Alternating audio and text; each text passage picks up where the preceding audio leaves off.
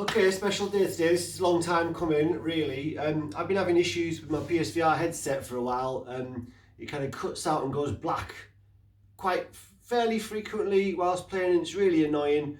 There's fixes online for how to sort that out for one reason that happens, and it suggested that you mess with the resolution output of the console, but that doesn't seem to work for me. So I think this is just a fault on the actual hardware.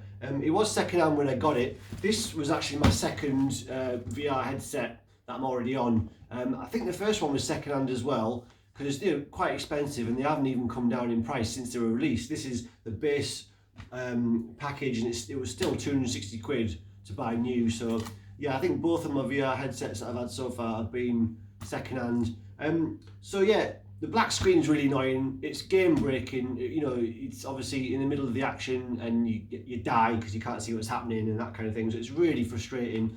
And the fix didn't work for me. So yeah, I think it's a hardware issue. The other alternative was to send it off to try and get it fixed. But that's going to be starting from a minimum of like 100 quid just to get something fixed. If they can even do that, that's not even guaranteed that anyone would be able to do that, or how I'd be able to get it to them and all the rest of it. It's just too much of a ball ache. So I decided to just get a new one. I'm worth it. I deserve it. I've got a new one. So there's some other advantages to having got a fresh headset as well. This is the version 1, the first one that came out. It's got a different breakout box that doesn't have HDR pass-through. So if you want to get the best out of the other games just playing flat screen, you need to keep swapping and changing wires, which is a bit awkward. The new one has HDR pass-through, so once it's plugged in, that's it. You're going to get the best out of any games that you're playing, whether it's the headset or the console on the TV. So the other benefits of the new headset, the version 2, well, it's not new anymore, new to me. I'll go through that when we get it out. So I've boxed up the old one, and there it is back in the box. I'll probably try and sell it for parts. Maybe someone can have a go at fixing it if someone's able to do that. But yeah, still works, just needs fixing by someone who can do it. Whilst I was up in the loft getting the box for the old PSVR, look what I found. Pandemic, a board game that me and the missus got several years ago before all this shit kicked off. I don't think many people would find this fun to play in 2021. But yeah, I think we played it once, and I think we did manage to save the world. We were probably cheating. Yeah, I think we probably didn't play it right. But spooky, soft disclosure maybe, made in China. You never know. But yeah, yeah, pandemic. Right, let's go. Get the bubble snake out the way. Yeah.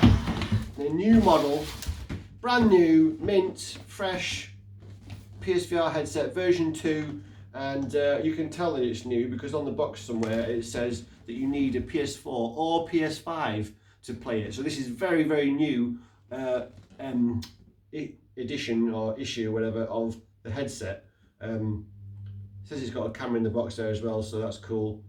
I've dropped my other camera several times whilst moving it around, so I don't know if that's contributing to the black screen issue I was having, maybe, I don't know. Yeah, the other headset as well, it was also kind of disintegrating, because you have this kind of foam guard thing that goes on your forehead for comfort, and that was starting to disintegrate. It just, because it's biodegradable, not biodegradable, it's degradable. Anyway, so here we go. The V2 PSVR unboxing. Oh yeah. I can get into it. That's awkward. Okay. Because whilst we patiently wait for the PSVR 2, which hasn't actually officially been announced by Sony yet, although we've seen lots of patents, lots of designs coming out, it's pretty much guaranteed that a PSVR 2 is coming. We just don't know when. But yeah, the PSVR is starting to fall behind on all the other headsets, the PC headsets, the Quest, because it's got those old outdated controllers, the moves that actually were from PS3, so they've managed to last the moves for 3 generations of consoles, but it is starting to get a bit outdated now, and a lot of the games that are coming out require more fidelity of control and stuff, and they've got better resolution, better graphics, more power behind the games, and it's just the PS4 can't really run them. The PSVR 1 isn't doing them justice with the controllers, and the tracking as well, of course, because on PSVR it's basically front-facing tracking with the camera, so you're limited to your movement as well. The new generation of VR games that are coming out, you've got 360 movement, much more dynamic gameplay, so we need a new headset. But until that happens, I'm happy to kind of upgrade to the V2 so I can enjoy the games that I've currently got on PSVR 1 more reliably. So there we go. So I don't know what that is, some bullshit. Yeah, a new camera, fantastic. I'll try not to drop that one this time. And I guess that's the camera stand. Wires and such. Instrucciones. Yeah, this is the new breakout box and a HDMI wire, but I'm guessing that's not the Fandabidozi HDMI that does HDR, so I'll probably just need to use the one I've got already and buy a new one so that you can do the pass-through. Oh yeah, that's one of the other benefits as well. You get some not wireless, not quite wireless, but yeah, some headphones that fix into the headset, so they're much more convenient, because at the minute I've got to plug in the headphones to a little box on the old wire, and it kind of dangles all over the place and gets in the way. But here we go. Oh yeah, a V2, nice. So you know, it's kind of minor upgrades really, but altogether the complete package is kind of worth it. Because yeah, I mean obviously the screen resolution is the same, but you do have the inbuilt headphones that kind of plug into there, so that's much more convenient. And like I said, the wire is lighter as well, so that's going to be a better user experience. And no box halfway down, which I guess pros and cons. On the V1, the box halfway down, if you pull the wire accidentally, then you're not going to damage the wire too much, you'll just pull the box out. That's good, but also it can have connection issues, so I just have to not stand on it. But there is the V2, brand spanking, mint, lovely. Hope it fits on my massive head. I'm assuming it's pretty much the same size.